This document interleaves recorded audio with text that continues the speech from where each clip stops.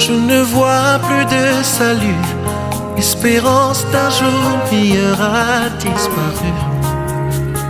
Les forces me manquent, je suis accablé. Bienvenue les amis, je crois que vous vous portez bien, que Dieu vous bénisse. Nous continuons notre série d'enseignements sur souffrir pour Christ.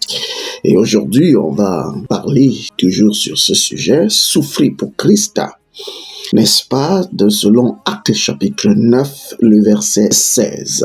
Actes chapitre 9, verset 16, où la Bible dit « Et je lui montrerai tout ce qu'il doit souffrir ». Waouh, quel verset, n'est-ce pas? Il s'agit de Paul. Saul, le persécuteur de l'Église, l'homme qui a fait trembler les frères, l'homme qui a menacé les fils et filles de Dieu, l'homme qui a combattu l'Église du Seigneur.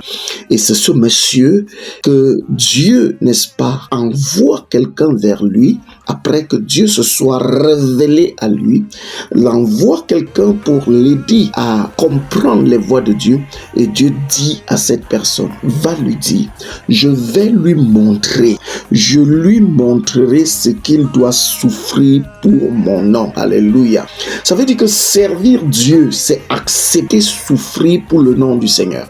Servir Dieu, c'est accepter souffrir pour le nom du Seigneur. Souffrir pour le nom du Seigneur, c'est quoi? C'est que tu as un contrat et tu as une proposition d'affaires.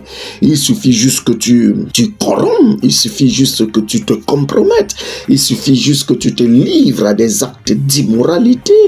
Et bouf, tu as le contrat, bouf, tu as le magot, tu as, n'est-ce pas, la chose à t'apporter. Mais parce que tu as décidé de suivre Christ, tu dis non, je ne vais pas me compromettre. Non, je ne vais pas me souiller. Non, je ne vais pas pécher contre mon Dieu. Et quand c'est le cas, la Bible dit que tu souffres pour le nom du Seigneur.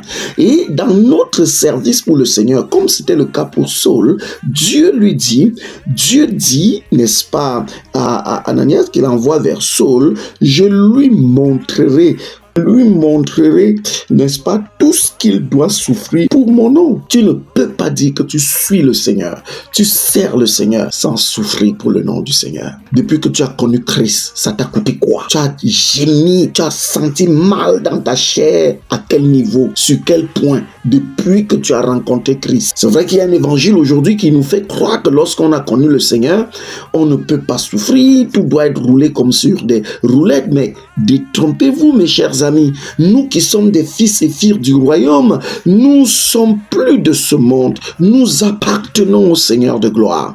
Souffrir pour Christ fait partie du service qu'on rend au Christ. Que Dieu vous bénisse et restez connectés. Abonnez-vous sur cette page. Comprendre la chrétienté. Les forces me manquent pour me relever.